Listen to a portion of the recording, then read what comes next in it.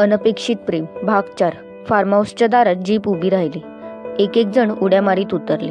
बापरे, हे तुमचे फार्म हाऊस? मला वाटले शेतात घर असेल. हा तर भला मोठा बंगलाच आहे म्हणायचा. आत जाऊन तर बघा. खरेच फार्म हाऊस खूपच सुंदर आणि मोठे होते. सर्व सुविधा होत्या.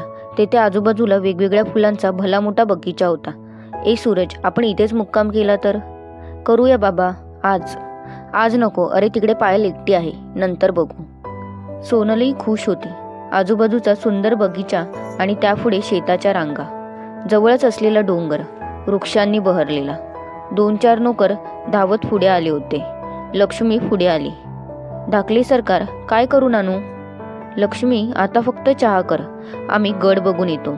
तोपर्यंत जेवण तयार ठेव. जी सरकार. काय बनवू? कोंबडी? हे गाईज, जेवण कसले बनवू दे? व्हेज की नॉनव्हेज? पण हो, रात्रीच्या जेवणात नॉनव्हेज असणार आहे मामासाहेबांकडे. असं असेल तर सूरज, आता व्हेजच करू दे, सोनल म्हणाली. आणि इतरांनाही ते पटले. लक्ष्मी, काहीतरी भाजी वगैरेच कर. जी सरकार. तेवढ्यात मोटारबाईकचा आवाज आला. सूरजचा चेहरा उजळला. दादासाहेब आलेत वाटतं, असं म्हणत त्याने खिडकीतून पाहिले. बाहेर महेंद्रसिंह गाडी लावत होता. सूरज घाईघाईने बाहेर गेला आणि म्हणाला, या दादासाहेब. गाडी बघून माझ्या लक्षात आलेच, तुम्ही इकडे आलेला दिसता आहात. महेंद्रसिंह देहयष्टीने भरपूर उंच होते. पर्सनॅलिटीही चांगली होती. दाढी वाढवलेली होती. दादासाहेब, मी ओळख करून देतो. हा आदिनाथ. आदिनाथ पुढे झाला. त्याने दादासाहेबांना शेक हँड केला. सूरजने एकेकाची ओळख करून दिली. शेवटी ही सोनल. सोनलने हात पुढे केला तर महेंद्रसिंहने तिला हात जोडून नमस्कार केला. सोनलनेही नाईलाजाने आपले हात जोडले. तोच भानू चहाचा ट्रे घेऊन आला. सोनलला स्वतःचा अपमान झाल्यासारखे वाटले. आपण हात पुढे करावा आणि त्याने हात जोडून नमस्कार करावे म्हणजे केवढा आपला अपमान. चहा घेऊन ती उठली, बाहेर आली. आधीच या गावाविषयी तिच्या मनात चीड होती. तिच्याजवळ वैभव येऊन उभा राहिला. सोनल, एकटीच काय उभी राहिलीस? असा राग आलाय ना मला, डोके फिरले माझे. Cool down. एवढा कसला राग आलाय तुला? त्या दादासाहेबांचा. अरेच्चा, त्यांचा का राग यावा तुला? अरे बघ ना, मी हात पुढे केला आणि त्यांनी हात जोडावेत. हात तिच्या एवढेच ना? अगं, हे त्यांचे संस्कार, रीतिरिवाज, त्यात काय एवढे? तुला नाही कळायचे मला किती वाईट वाटले ते. हे बघ, नाही त्या गोष्टीत वाईट वाटून घेऊ नकोस. झालं गेलं, दे सोडून. असं बोलून वैभव तेथून दूर गेला आणि सोनलचा राग बाहेर पडला. इडियट, गावंढळ, केसाळ प्राणी, शी. ती स्वतःशीच पुटपुटली. पण खिडकीच्या पडद्याआड उभ्या असणाऱ्या महेंद्रसिंहपर्यंत तिचे सर्व बोलणे ऐकू आले होते. मुळातच रागीट म्हणून प्रसिद्ध असलेल्या महेंद्रसिंहला खूप राग आला. रागाने तो लालेलाल झाला. एवढे अपशब्द आजपर्यंत त्याने कधी ऐकले नव्हते. पुढे व्हावे आणि झोडपून काढावे त्या मुलीला. महेंद्रसिंहने कसाबसा स्वतःवर ताबा मिळवला. जपाजप चालत तो मोटारबाईकपर्यंत आला. त्याने गाडीला किक मारली आणि निघून गेला. अरे दादासाहेब, काही न सांगता कसे काय गेले? सूरजने आश्चर्याने म्हटले. इकडे वाड्यावर पायल मात्र जाम कंटाळली होती. प्रिन्सेस नंदू, गाणी ऐकूयात का? आहे ना टेप रेकॉर्डर? आहे, पण पप्पाजींच्या खोलीत आहे. खूप कॅसेटही आहेत. पप्पाजींची खोली कुठे आहे? चल जाऊया. अव्वा, तुम्ही कशा जिना चढणार? पाय दुखेल. जिना चढायचाय? त्यात काय, मी हळूहळू चालते. बायजाला बोलवतेस? तिच्या मदतीने जाऊया. बायजाक्का, ओ बायजाक्का, काय पाहिजेल? बायजा तेत म्हणाली.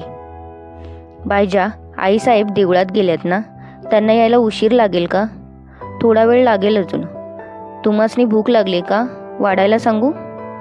नको, आईसाहेब आल्यानंतर जेवते त्यांच्याबरोबर. मला थोडी मदत करतेस का जिना चढायला? कुठं जायचंय?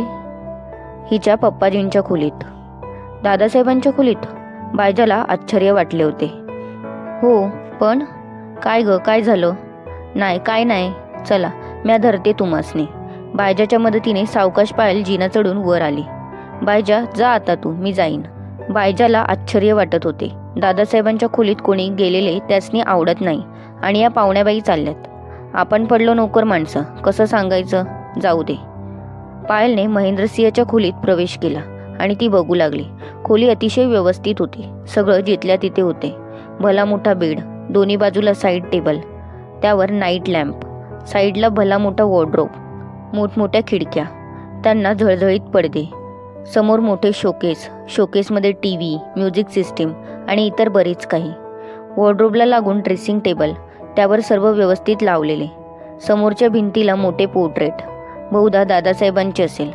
रुबाबदार व्यक्तिमत्व. रूममध्ये एअर कंडिशन होते. सगळ्यात थाट अगदी राजेशाही होता. ही रूम पाहिल्यावर कोणालाही सांगून पटणार नाही ही रूम खेड्यातली आहे. एखाद्या 5 स्टार हॉटेलची वाटत होती रूम. पायल मनाशीच म्हणाली, सुरतचे दादासाहेब रसिक दिसतात, एकदा भेटायला पाहिजे त्यांना. तिने कॅसेट पाहिल्या. त्यातली एक सीडी तिने लावली. आपल्या आवडीची गाणी लागताच पायल खुश झाली. तिला मनोमन बरे वाटले. नंदिनी पायलला म्हणाली, आंटी, तुम्हाला एक गोष्ट विचारू? विचार. तुमचे ओठ एवढे लाल कसे, सिनेमातल्या बाईसारखे? नंदिनीचा प्रश्न ऐकून पायलला हसू आले. पायल हसते हे पाहून नंदिनी खट्टू झाली. हे बघून आपले हसू आवरीत पायल म्हणाली, नंदू, अगं माझे ओठ तुझ्याच ओठांसारखे आहेत, पण मी लिपस्टिक लावली आहे, त्यामुळे ते लाल दिसतात. म्हणजे काय? मी लावले तर माझेही ओठ लाल होतील? हो, लावा ना मला. नंदू, माझी पर्स खाली आपण बसलो होतो ते आहे, तू आणतेस? आणते, पण आधी लावा ना मला काय ते. अगं, त्या पर्समध्येच आहे लिपस्टिक, तू पर्स आण, मग मी लावते तुला. नंदिनी पळतच जिना उतरली. पर्स घेऊन धावत आली. ही घ्या, आता लावा. पायलने पर्समधून लिपस्टिक काढली. तू अशी जवळ येऊन बैस पाहू. नंदिनी पायलच्या जवळ येऊन बसली. थोडं तोंड उघड. एवढे बास. पायलने तिला लिपस्टिक लावली. जा बघ आरशात, तुझेही ओठ लाल झालेत. नंदिनी ड्रेसिंग टेबलच्या आरशासमोर उभी राहिली. अव्वा, खरेच की माझेही ओठ लाल झालेत. आवडले? हो, खूप आवडले. याला लिपस्टिक म्हणतात. घे, ठेव तुला. खरेच मलाही? माझी आठवण म्हणून असू दे. नंदिनीने लिपस्टिक घेतली. त्या छोट्या जीवाला खूप आनंद झाला होता. गाणी ऐकता ऐकता पायल बेडवर आडवी झाली. डोक्यावर हात घेऊन ती पडली होती. नंदिनी काहीतरी करीत होती आणि पायलला जाणवले जिन्यावरून कोणीतरी येते. तोच नंदिनी आनंदून म्हणाली, पप्पाजी आले. पायल उठून बसण्याचा प्रयत्न करीत होती. तोच त्या खोलीत महेंद्र सिंह आला. आपल्या बेडवर अनोळखी मुलगी पाहून त्याच्या रागाची चक्रे भराभर फिरली. आधीच तो रागात होता.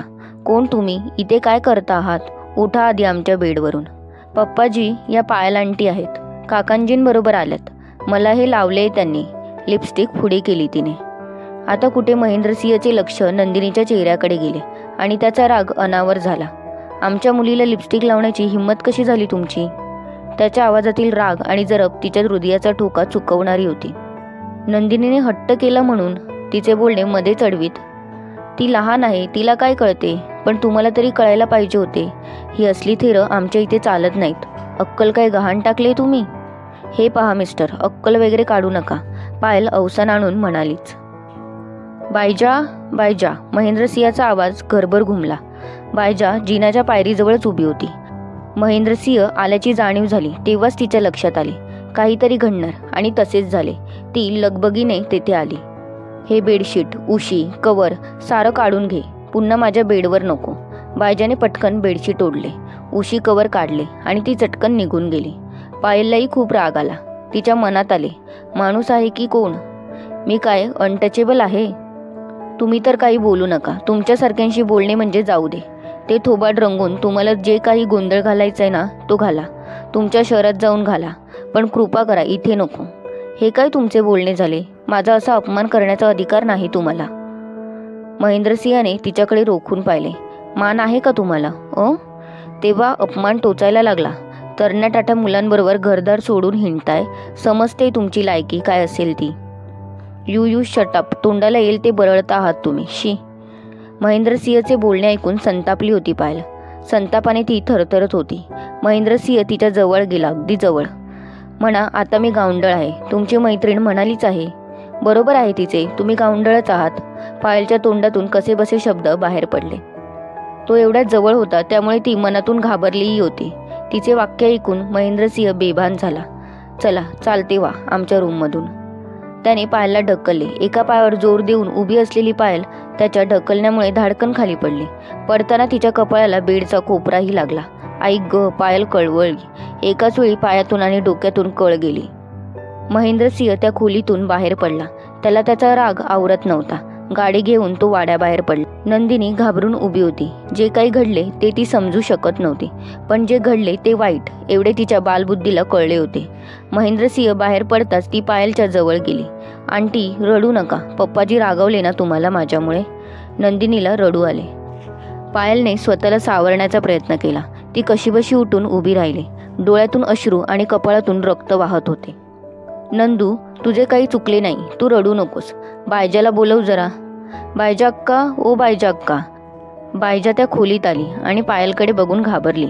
अगं बाई रगात, असं कसं हो झालं? बायजा, मला माझ्या खोलीत समोरच्या वाड्यात घेऊन चल, सावरत पायल म्हणाली. अव्व, आता आईसाहेब येत्याल. थांबा बाईच. नको, तू चल इथून. मला इथे क्षणभरही थांबायचे नाही. बायजाच्या मदतीने ती जिना उतरली आणि हळूहळू चालत आपल्या रूममध्ये आली. जा आता तू, आणि नंदू तूही जा. बायजा आणि नंदिनी निघून गेल्या आणि स्वतःला कसेबसे सावरलेली पायल स्पंदून रडू लागली. झालेला अपमान, झालेली जखम सारच सहन करणे तिच्या आवाक्याबाहेरचे होते. ती रडत होती. आईसाहेबांची वाट पाहणारी बायजा आईसाहेब येताच पुढे झाली. तिचा घाबरलेला चेहरा पाहून आईसाहेबांनी विचारले, बायजा, अगं काय झाले? तू अशी घाबरलेली का? आईसाहेब समद इप्रीत झाले बघा. तिच्या या वाक्याने आईसाहेब गोंधळल्या. नीट सांग बघू काय झाले? आईसाहेब, त्या पाहुण्याबाई होत्या ना? पायल, त्यांचे काय? त्यांचे आणि दादासाहेबांचे लय भांडण झाले.